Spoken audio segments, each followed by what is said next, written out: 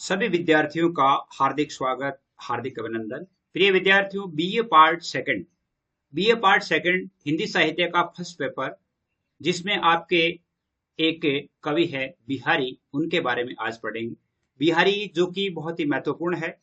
Competition exam के लिए भी बिहारी में से प्रश्न पूछे जाते हैं, जैसे लेक्चर वगैरह हैं उनमें से भी पूछे जाते हैं। तो हमें बिहारी जो है इस कवि का बहुत अधिक ध्यान पूर्वक अध्ययन करना चाहिए। इसका पहला भाग हम पढ़ेंगे। इससे संबंधित या इससे पूर्व के जितने भी वीडियो है वो सभी आपको डिस्क्रिप्शन में मिल जाएंगे, वहां से आप उनको देख सकते हैं। इसके अलावा चैनल पर यानी CCAYDR लेक्चरर जो अपना चैनल है, इस चैनल पर यानी प्लेलिस्ट भी बनी हुई है, जिसमें बीए सेकंड ईयर हिंदी साहित्य की जो लिस्ट है, वहां आप हिंदी साहित्य के जितने भी वीडियोज है उनका अध्ययन कर सकते हैं। उनमें मोस्ट क्वेश्चन से संबंधित है और भी बहुत सारे, जैसे अगर मान लो कोई मॉडल पेपर भी है हल किया हुआ है तो वो भी उसमें आपको मिल जाएंगे, वहां से आप देख सकते हैं।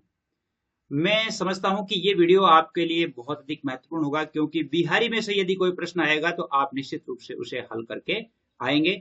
आज जो पहला भाग है इसमें ही हम बिहारी से संबंधित आने वाले जो प्रश्न है उनका अध्ययन कर लेंगे।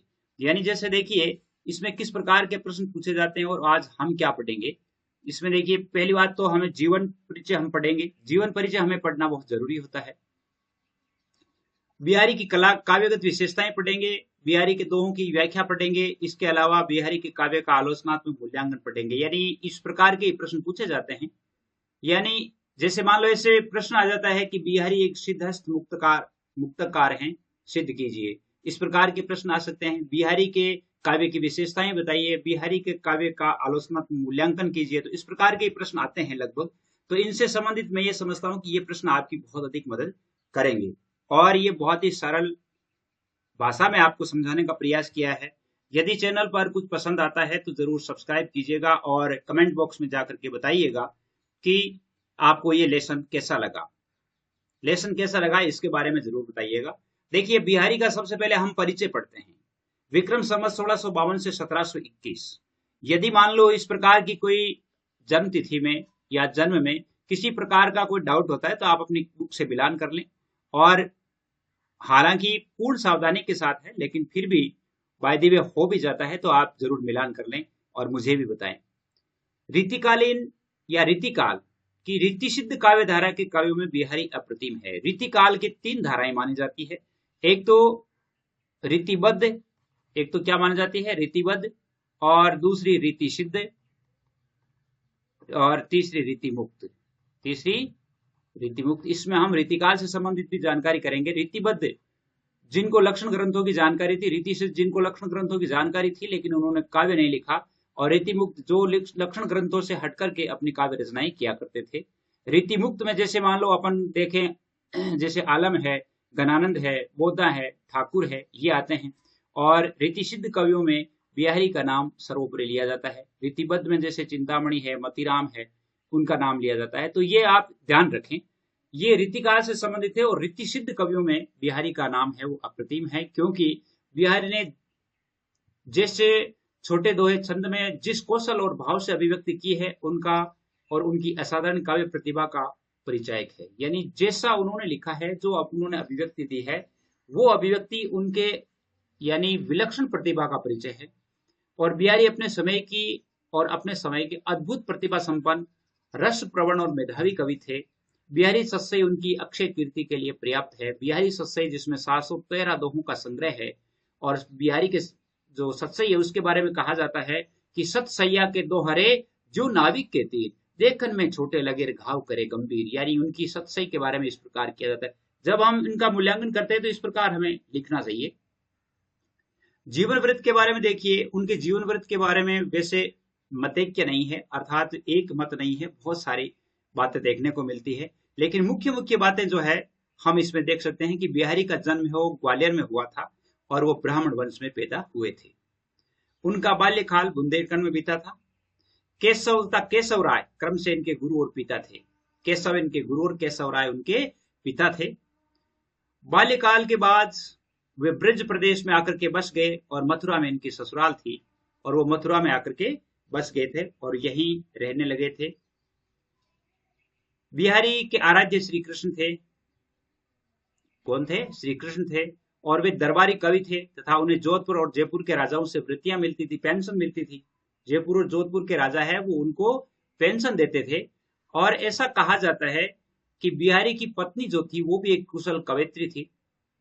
बिहारी का बाल्यकाल तो बुंदेलखंड में बीता था, लेकिन उनकी भेंट महात्मा नरहरिदास से हुई थी और बिहारी ने काव्य परंपरा का ज्ञान बुंदेलखंड में ही प्राप्त कर लिया था। काव्य परंपरा जो है, या काव्य का जो ज्यादातर ज्ञान है वो उन्होंने कहाँ प्राप्त कर लिया था?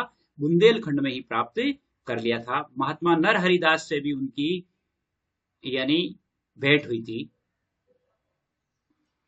नरहरिदास, जिनके बारे में हम ये जानते हैं कि वो यानी तुलसीदास के गुरु कहलाते हैं, नरहरिदास, यानी उनका समय यदि देखा जाए तो तुलसी का समय जो था 1532 से 1623 था। इस हिसाब से यदि इनका जन्म देखा जाए तो 1595 ईस्वी में पड़ता है। और ऐसा बिल्कुल सही है, नरहरिदास से इनकी मुलाकात हुई होगी। जोधपुर और जयपुर के राजाओं ने उनको बहुत अधिक वृत्तियां दी थी और बुंदेलखंड में उन्होंने ज्ञान प्राप्त कर लिया था। विवाह के बाद मथुरा में आ गए थे और वो मथुरा में आकर के अपने ससुराल में स्थायी रूप से रहने लग गए थे। ये उनका जीवन भर था, सामान्य। इसके अलावा एक बात और देखने को मिलती है कि मुगल बादशाह शाहजहां के बुलावे पर वो आगरा भी गए थे। और फिर वहां से क्या है कि बिहारी है वो जयसिंह के यहाँ जयपुर पहुंचे थे और वहां उन्होंने जयपुर नरेश महाराणा जयसिंह जो थे, उन जयसिंह से मिलने पर बिहारी को पता लगा या वहां की जनता ने उन्हें बताया कि महाराज तो विवाहिता जो उनकी रानी थी, उनके प्रेम फांस में आबद्ध होकर के प्रजा कार्य से विरक्त हो गए। मतलब उनका विवाह रानी से हुआ, रानी नवोढ़ा रानी थी और उसके प्रेम में इतने फंस गए थे कि उन्हें अपने राजकाज का अपना कर्तव्य भी भूल गए थे। और जब वो पेंशन लेने के लिए गए थे तो वहां की प्रजा ने कहा कि राजा साहब का आप ध्यान आकृष्ट कीजिए, क्योंकि प्रजा बहुत दुखी है, प्रजा को का कल्याण या कल्याणकारी काम है वो नहीं हो रहे हैं।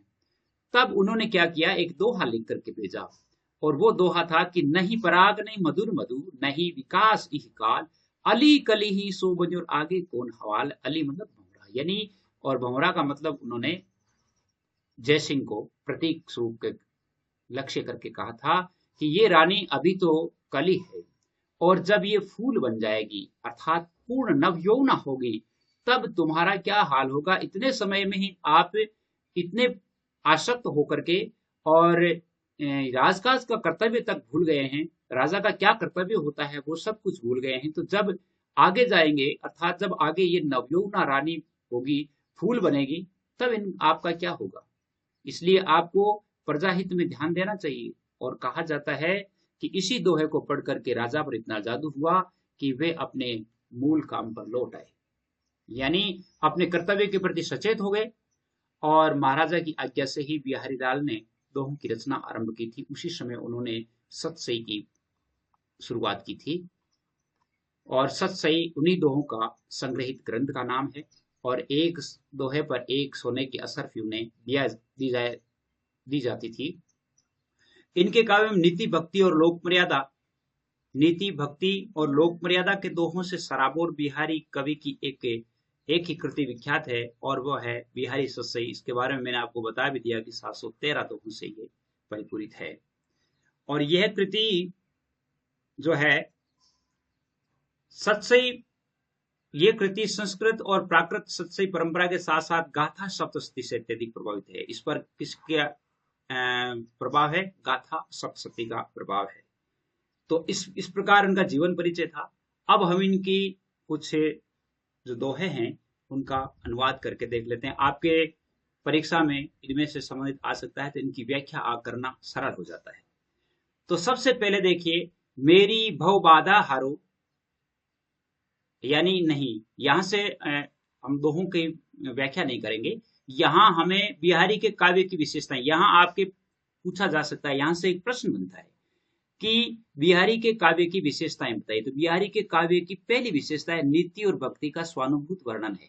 यानी उन्होंने नीति के दोहे लिखे, भक्ति के दोहे लिखे हैं और वो सारे के सारे खुद ने जो अनुभव किए हैं उन्हीं को उन्होंने लिखा है। जैसे भक्ति से संबंधित एक दोहा लिखा है, मेरी भव बाधा हरो राधा नागरी सोई, जहां तन की झाई परे श्याम हरित लुति हो। यानी राधा जी से वो प्रार्थना करते हैं कि हे चतुर नारी राधिके, मेरी जो भव बाधा है, संसार रूपी बाधा है, इनको दूर करें, क्योंकि आपकी तो परछाई पड़ने पर जो श्री कृष्ण है उनका भी, वो भी खुश हो जाते हैं। एक नीति का दोहा उन्होंने लिखा है कि अति अगाध अति ओथरो नदी कूप शरबाए, जो सो तो आपको सागर जहां जहां की प्यास बुझाए। अर्थात चाहे कितना ही गहरा हो, कितना ही छिछला हो, चाहे नदी हो, कुआं हो, तालाब हो, यानी जिस व्यक्ति की जहां से प्यास बुझती है वही उसके लिए सागर होता है, समुद्र होता है। यानी हम कह सकते हैं कि चाहे हमारे सामने हम बड़ों के कितने के नाम जानते हो, हमारी सहायता यदि एक छोटा आदमी करता है तो वही हमारे लिए महान व्यक्ति है। नीति और भक्ति का स्वानुभूत वर्णन इनके काव्य में है। दूसरा है इनके काव्य में श्रृंगार और नारी सौंदर्य का वर्णन है। श्रृंगार और नारी सौंदर्य का वर्णन है। नारी सौंदर्य चित्रण में तो बिहारी अप्रतिम थे, यानी इनके, यानी नारी के अंग अंग की छवि उतारने में उनके दोहे जैसा छंद उनके हाथों ही सफल हुआ है। यानी जो दोहा छंद में उन्होंने लिखा है और दोहा छंद में नारी सौंदर्य का बहुत ही सटीक वर्णन किया है।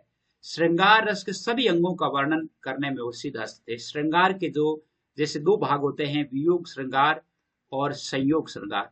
वियोग और संयोग यानी विप्रलंब और संयोग, इन दोनों श्रृंगार के दोनों स्थितियों का वर्णन इन्होंने बहुत अच्छा किया है।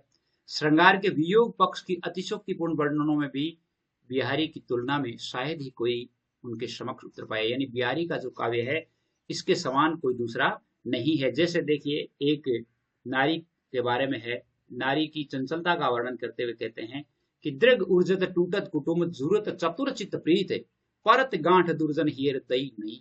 यानी जब दो नेत्र उलझते हैं तो एक दूसरे के कुटुंब में विरोधी पैदा हो जाती है, कुटुंब टूट जाते हैं। जूरत चतुर चित्त प्रीत, और दो चतुर व्यक्तियों के चित्त की प्रीति लग जाती है और वो दिल है वो दिल से जुड़ जाता है। परत गांठ दुर्जन ही, लेकिन इन दो सच्चे दिलों को जुड़ते हुए देख करके और दुश्मन जो होते हैं उनके हृदय में गांठ पड़ जाती है, वो उनसे विरोध कर बैठते हैं। दई नहीं ये रीति, यानी ये कोई नई रीति नहीं है, परंपरागत रूप से चलती आई है कि दो व्यक्ति जब आपस में प्रेम करते हैं तो उनके विरोधी होते ही हैं। जैसे देखो, बहु ऊंचे आंचर उलटी मोर मोर मुंह, दीठी दीठी भीतर गई दीठी दीठी से, यानी जैसे इन्होंने जैसा उन्होंने देखा है वैसा का वैसा वर्णन इन्होंने किया है। अगले में देखिए, मुक्तक काव्य रचना में हृदय स्पर्शी वर्णन किया है। मुक्तकार के रूप में एक सच्चे मुक्तकार है। यहां से एक मान लो छोटा प्रश्न और भी बन जाता है। जैसे मान लो एक प्रश्न यह आ जाता है कई बार कि टिप्पणी लिखिए, टिप्पणी लिखिए, तो टिप्पणी में आप कैसे भी आ सकता है कि मुक्तकार कवि बिहारी, या ऐसे आ सकता है कि एक मुक्तकार के रूप में बिहारी की रचना का वर्णन कीजिए या बिहारी के काव्य का मूल्यांकन कीजिए, तो भी आपको वैसे ही करना है। तो मुक्तकार के रूप में बिहारी जो है उनकी विभिन्न प्रशंसाएं और आलोचकों ने की है। आचार्य रामचंद्र शुक्ल जो है उन्होंने क्या लिखा है, उन्होंने लिखा है कि मुक्तक में जो गुण होना चाहिए वह बिहारी ने अपने चरमोत्कर्ष तक पहुंचा दिया है। अर्थात बिहारी के बारे में वो कहते हैं कि मुक्तक कविता में जो गुण होने चाहिए वो सारे के सारे गुण है वो बिहारी के काव्य में मौजूद है। कौन कौन से गुण है? विषय प्रसंग एवं भावनाएं रस निष्पत्ति की क्षमता से संपन्न है। उनके विषय प्रसंग और जितनी भावनाएं हैं वो रस निष्पत्ति में, यानी रस रसावयव जितने भी हैं, रस और रस के अंग जितने भी है, उन सब में खरा उतरता है। कवि की शैली में सजीवता और मार्मिकता है। कवि जब किसी भी बात का वर्णन करते हुए दिखता है तो ऐसा लगता है जैसे हमारे सामने उसका चित्र उपस्थित हो जाता है। कल्पना की समाहार शक्ति है, मतलब कल्पना की समाहार शक्ति में कोई कमी नहीं है। भाषा की शैली में समास का गुण है, यानी भाषा पर भी उनका एक बेजोड़ अधिकार है। व्यंग्य प्रयोग में दक्षता है, ये इनके काव्य की या मुक्तकार के रूप में विशेषताएं है। और भाषा में कोमलता, सरलता और प्रवाह गुणयुक्त भाषा है। कोमलता है, सरलता है, प्रवाह गुणयुक्त है। शब्द योजना में नाद सौंदर्य है। नाद सौंदर्य का अर्थ है कि शब्द जब हम बोलते हैं तो वास्तव में जिस प्रवाह के अनुसार पढ़ा जाना चाहिए उसी के अनुसार हम पढ़ सकते हैं। पांचवी इसके काव्य की विशेषता है कल्पना की समाहार शक्ति। कल्पना की समाहार शक्ति के भी अनेक प्रमाण बिहारी में मिलते हैं। जैसे दिन दस आदर पायकिर करले आपू बखान, ले जो लगी काग श्राद्ध पक्ष तो लगी तुम सम्मान, यानी कौवे का जो सम्मान होता है वो श्राद्ध पक्ष में ही होता है। जब श्राद्ध करते हैं तो कौवे को बुला करके और भोजन करवाते हैं, और अन्यत्र वो जब बोलता है तो भी उनकी वाणी को देख करके पत्थर मारने के लिए दौड़ते हैं। यहाँ केवल कुछ ही संकेतों द्वारा पूरा दृश्य बता दिया गया है। कवि ने पूरी बात नहीं कह करके केवल कुछ ही तथ्यों की ओर संकेत किया है। यानी जो लगी काग श्राद्ध पक्ष तो लगी तो सम्मान, मतलब श्राद्ध पक्ष जो है, तो श्राद्ध पक्ष जो है उस समय कौवों को भोजन क्यों करवाया जाता है, ये सारी अंतर्कथा है उन्होंने एक ही लाइन में कह दी, जिससे पाठक वो है कल्पना कर सकता है। भाषा की समाज शक्ति देखिए, भाषा की समाज शक्ति का गुण बिहारी की सत्सई में प्रचुर मात्रा में है। वो कम से कम शब्दों में एक दीर्घ इतिवृत्त विस्तृत प्रसंग सूक्ष्म चित्र प्रस्तुत कर सकता है, यानी छोटे से छोटे कम से कम। इसीलिए तो कहा जाता है सत्सैया के दो हरे जो नाविक कहते हैं, देखने में छोटे लगे घाव करे गंभीर, यानी इसीलिए इनको कहा जाता है। और भाषा में कोमलता है, सरलता है, नाद सौंदर्य है, ये सब है।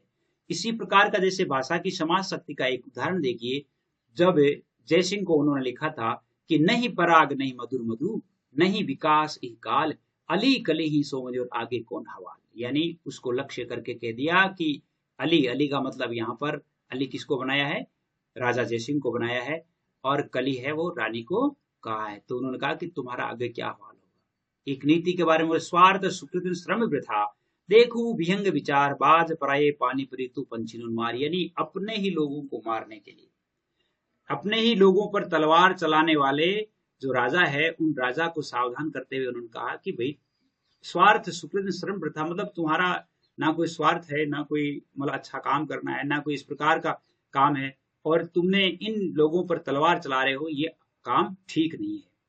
इसी प्रकार देखिए एक और भाषा की समाज शक्ति का है, तंत्री नाद कवि तरह से सरस राग रति रंग अन बूढ़े बूढ़े तेरे जे बूढ़े सब अंग, इसमें विरोधाभास अलंकार भी है। कौन सा अलंकार है, विरोधाभास अलंकार भी है। अन बूढ़े बूढ़े तेरे जे बूढ़े अंग, जे कहने का अर्थ है कि जो डूबते हैं वो तर जाते हैं, डूबते हैं वो तर जाते हैं, और जो जो नहीं डूबते हैं वो मर जाते हैं। तो इसमें विरोधाभास हुआ कि नहीं हुआ। अन बूढ़े बूढ़े तेरे अर्थात जो डूब जाते हैं वो तर जाते हैं, जे बूढ़े संग अर्थात जो अंगों सहित, कहने का अर्थ है तंत्री नाद कवित रस, कविता का रस है, तंत्र है, और ये रति है, सरस राग रति रंग। इनमें अगर कोई व्यक्ति रुचि लेता है, रुचि लेने का अर्थ है कि पूर्ण अंगों सहित वो डूब जाता है, समर्पित होकर के कोई काम करने लग जाता है, तो उसका कल्याण हो जाता है। अगली इनकी विशेषता है काव्य की अलंकार प्रयोग। बिहारी के काव्य में अलंकारों की अनूठी छटा देखने को मिलती है। वैसे बहुत सारे अलंकार देखने को मिलते हैं, लेकिन फिर भी यदि हम देखें, जैसे दो तीन अलंकारों का हमें उदाहरण भी देना होगा। जैसे रूपक का है, ये बरिया नहीं और की तू करिया बैसोदी, और पाहन नाव चढ़ाए की कीने पार पे, पाहन यानी पत्थर रूपी नाव, पाहन पत्थर रूपी नाव पर चढ़ करके और व्यक्ति पार नहीं हो सकता। तो परवारो उर्वशी सुन राधिके सुजान तू मोहन के उर्वशी बेउर्वशी समान, यानी इसमें यमक अलंकार है।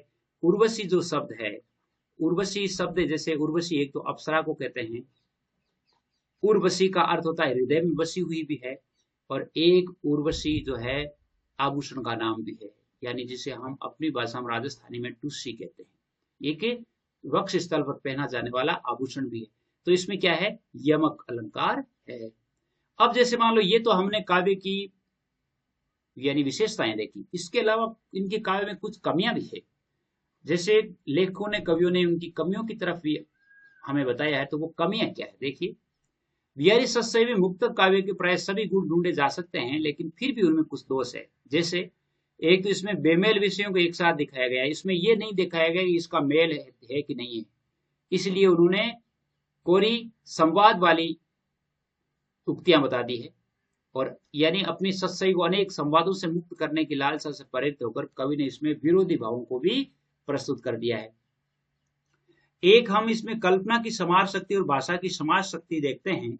इसमें कई स्थलों पर गुण की अपेक्षा दुर्गुण अधिक बन गई है, अर्थात भाषा में गुण कम रहा है और दुर्गुण ज्यादा बन गया है। इनके कारण अनेक दोहों के प्रसंग व अर्थ की जानकारी के लिए क्लिष्ट कल्पना अपेक्षित होती है। यानी इनके काव्य में कई कई जगह क्या होता है, इतने शब्दों को संकेतित किया गया है कि बहुत ही कठिन कल्पना करनी पड़ती है, तो उसमें क्लेशत्व का दोष भी आ जाता है, क्लेशत्व का दोष भी आ जाता है। और तीसरी इनकी जो काव्य की है उसमें दोषों में गिना जाए तो व्यंजना के फेर में पढ़कर बिहारी ने कई दोहों को अस्वाभाविकता की अंतिम सीमा तक पहुंचा दिया है। उनकी भाषा में भी सर्वतर स्वाभाविक प्रवाह नहीं मिलते, कई दोहों को उन्होंने क्या किया है, अस्वाभाविक कर दिया है, यानी दोहे की जो नेचर है, प्रकृति, उसको बदल दिया है।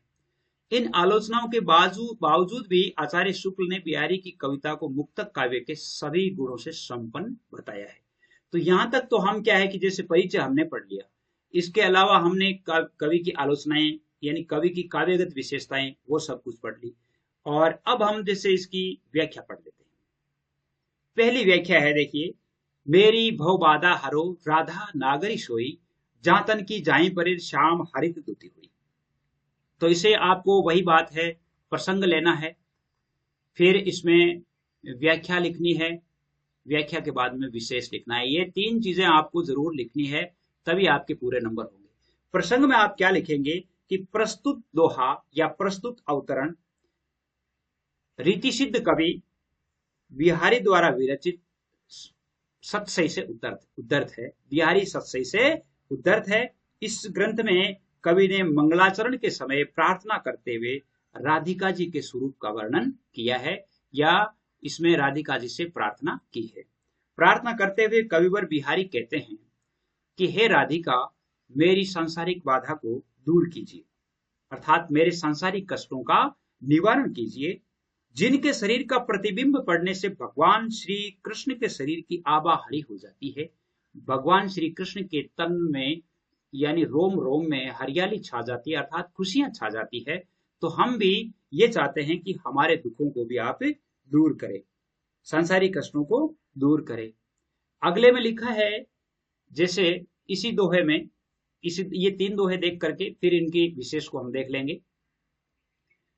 अगला देखिए, अगले में लिखा है इन्होंने कि मोर मुकुट की चंद्र किंद्र ज्यों राजत नद नंद, मनु शशि शेखर की अकस किए शेखर सतचंद। जैसे इस दोहे में क्या है कि कोई जो गोपिका है, बात आपको जैसे प्रसंग तो वैसे लिखना है, बिहारी सतसई से उद्धृत है, और इसमें भी कवि ने श्री कृष्ण के अलंकृत रूप की व्याख्या या शोभा का वर्णन किया है। मोर मुकुट की चंद्र कनु यूं राजत नंद नंद। कोई गोपी या कोई नायिका श्री कृष्ण के की सुंदरता पर मुग्ध होकर के अपनी अंतरंग सखी से कहती है, क्या कहती है कि नंद नंदन श्री कृष्ण अपने मस्तक पर सत सत यानी सैकड़ों चंद्रमाओं से अंकित मोर पंखों का मुकुट धारण करने पर इस प्रकार सुशोभित होते हैं। मोर मुकुट की चंद्रकनु, अर्थात मोर मुकुट धारण करने पर श्री कृष्ण नंद नंदन अर्थात नंद बाबा के पुत्र श्री कृष्ण इस प्रकार सुशोभित होते हैं जैसे मनुष्य शेखर, मानो शिवजी से प्रतिस्पर्धा करने के लिए शरद चंद्र उन्होंने मस्तिष्क पर धारण कर लिया हो। मानो शिवजी से प्रतिस्पर्धा करते हुए ही उन्होंने मस्तक पर धारण कर लिया हो, या शिवजी से ईर्ष्या के कारण कामदेव ने सैकड़ों चंद्रमाओं को धारण कर लिया हो। मानो, मनु का मतलब मानो, शशि शेखर की अकस और किए शेखर सतचंद, यानी ऐसा लगता है जैसे कामदेव ने शिवजी से प्रतिस्पर्धा करते हुए सैकड़ों चंद्रमाओं को धारण कर लिया है। इसमें आपके उत्प्रेक्षा अलंकार है, उत्प्रेक्षा अलंकार के बारे में बता दूं कि आपके जहां उपमेय में उपमान की संभावना होती है और जिसमें वाचक शब्द मनु, मानो, जनु, जानो, जानहु इनका प्रयोग होता है, तो वहां पर किसका प्रयोग होता है, यानी क्या होता है, उत्प्रेक्षा अलंकार होता है। तो इसमें उत्प्रेक्षा अलंकार का प्रयोग हुआ है। ऊपर वाले में मेरी भव बाधा हरो, भव बाधा यानी संसार की बाधा, संसारिक राधा नागरी सोई, जातन की जाही पड़े श्याम हरित दुति हुई। इसमें आपको अनुप्रास अलंकार लिख देना है, अनुप्रास अलंकार का प्रयोग हुआ है। इसके अलावा इसमें श्लेष अलंकार का प्रयोग भी हुआ है और रूपका अतिशोक्ति का भी प्रयोग हुआ है, रूपक का भी प्रयोग हुआ है। अगला देखिए, तंत्री नाद कवितर सरस राग रतिरंग, अनबूढ़े बूढ़े तरे जे बूढ़े सब अंग। इसका अर्थ क्या है?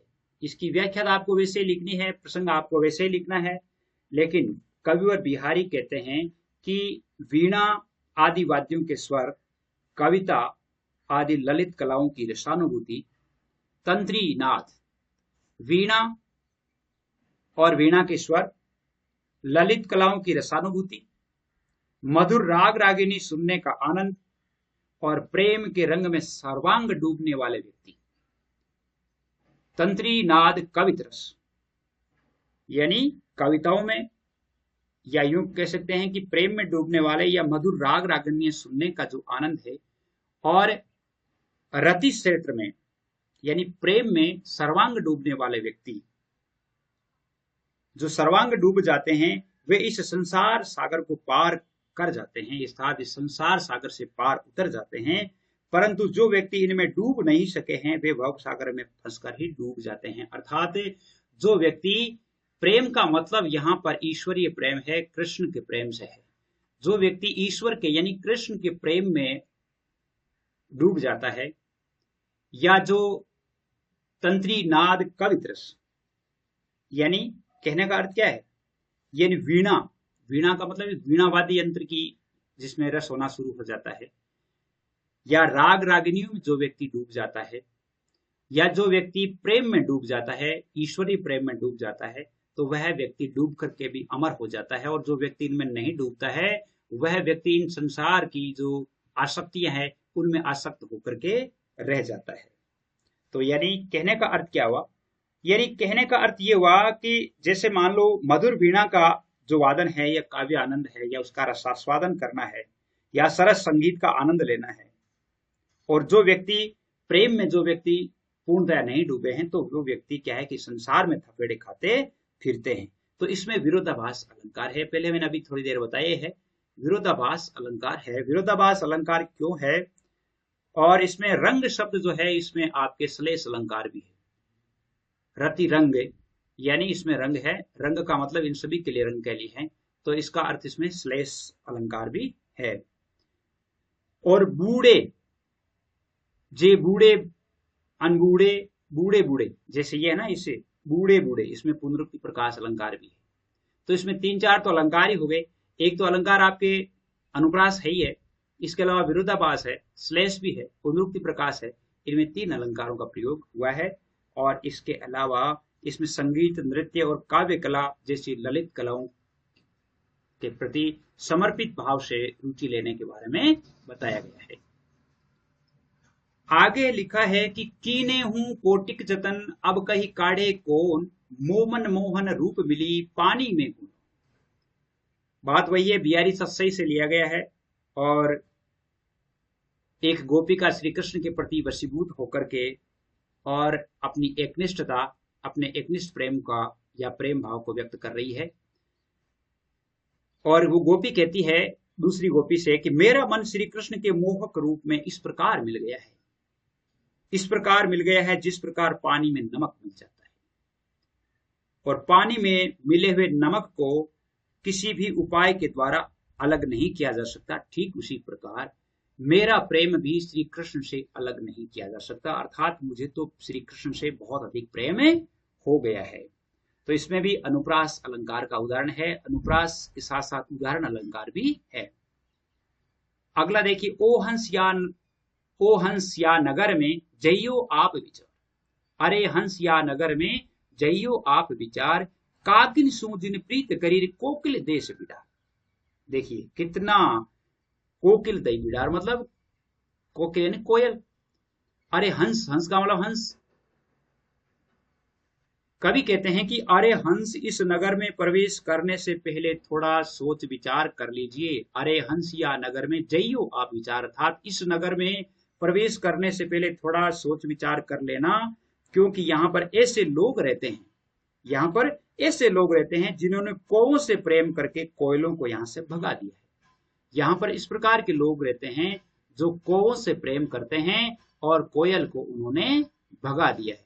कागिन सूझू प्रीत करीर कोकिल दई बिडार, अर्थात जिन्होंने कौओं से प्रेम करके और कोयल को बिडार दिया है। अर्थात कहने का अर्थ यह है कि यहाँ पर ज्ञान संपन्न और पवित्र आत्मा वाले विद्वान व्यक्तियों का कोई काम नहीं है। यहाँ पर जो है, यहाँ ये समाज ऐसा है जहां पर अज्ञानियों को पूजा जाता है।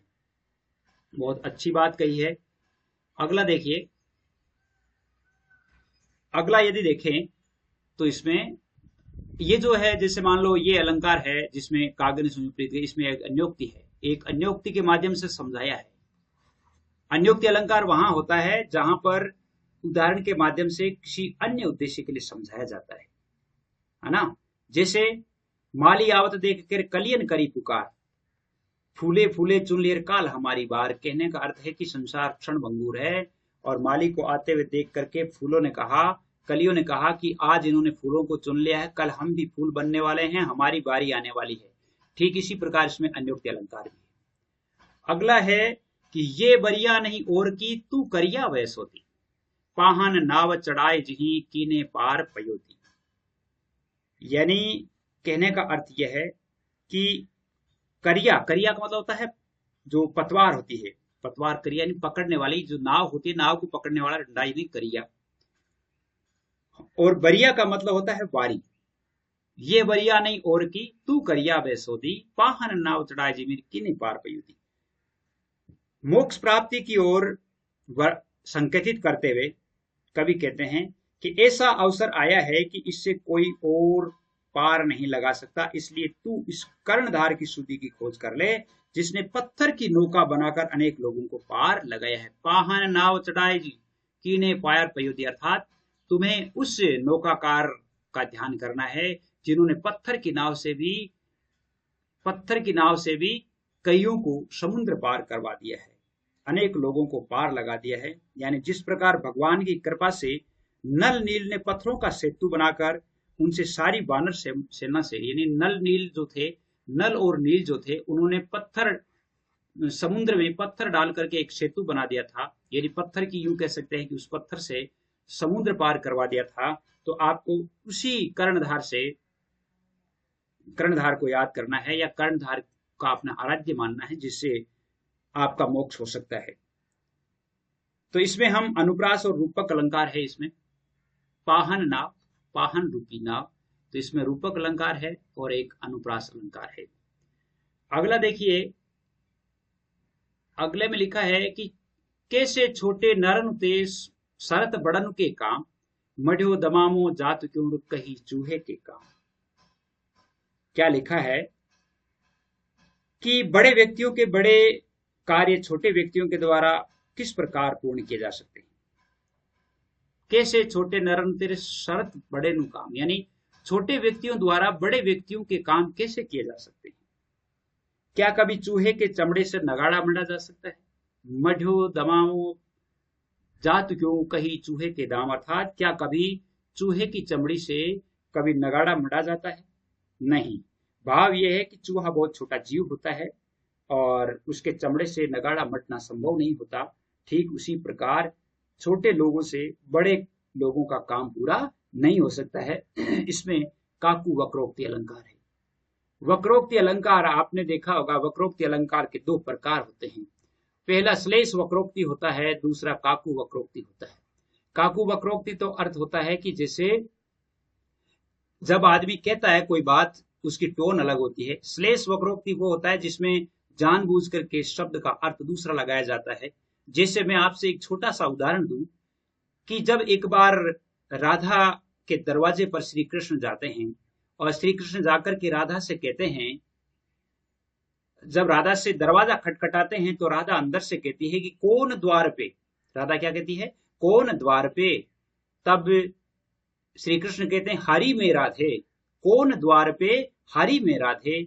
तब राधा कहती है क्या वानर का काम यह। अर्थात हरि शब्द से क्या है, हरि वानर को भी कहते हैं। हरि जो भगवान विष्णु का रूप भी होता है। जैसे हरि कौन सा रूप, जो रूप उन्होंने किसको दिया था, यानी नारद को दिया था। तो उस रूप की याद दिलाते हुए कि क्या वानर का काम यह। तो यहाँ श्लेष वक्रोक्ति अलंकार होता है। तो और भी बहुत सारे वक्रोक्ति के उदाहरण होते हैं। जैसे देखिए अगला जो टॉपिक है, अगले में देखिए, दिन दस आदर पाए के कर ले आप बखान। दिन दस आदर पाए के कर ले आप बखान, जो लगे काग सराद पक, और तो लगे तो सम्मान। यानी वो कहते हैं कि हे कोवे, थोड़े दिनों तक आदर सम्मान मिलने से चाहे तू अपनी खूब प्रशंसा कर ले, लेकिन तेरा यह सम्मान तभी तक रहेगा जब तक श्राद्ध पक्ष समाप्त नहीं हो जाएगा। जब तक श्राद्ध पक्ष नहीं बीत जाता तब तक ही तुम्हारा सम्मान होना है। दिन 10 आदर पाए के कर ले आप बखान, अर्थात हे कोवे 10 दिनों तक सम्मान पा करके और तू अपने गुणों का, अपनी प्रशंसा का बखान कर ले, लेकिन जब ये श्राद्ध पक्ष बीत जाएगा तो उसके बाद तुम्हारा सम्मान करने वाला कोई नहीं है। अर्थात श्राद्ध पक्ष के समाप्त होते ही कौवे को कोई नहीं पूछता, बल्कि लोग उनका अनादर करते हैं। उसी प्रकार अपात्र व्यक्ति को समाज में, अगर मान लो पात्र नहीं है, अपात्र है, और अपात्र व्यक्ति को समाज में कुछ समय के लिए सम्मान मिल जाता है, तो सच्चाई तो सच्चाई होती है, सच्चाई नष्ट नहीं होती, सच्चाई दब सकती है लेकिन नष्ट नहीं होती, और आखिर वह सच्चाई सामने आ ही जाती है। इसमें भी अनुप्रास अलंकार है और अन्योक्ति अलंकार है।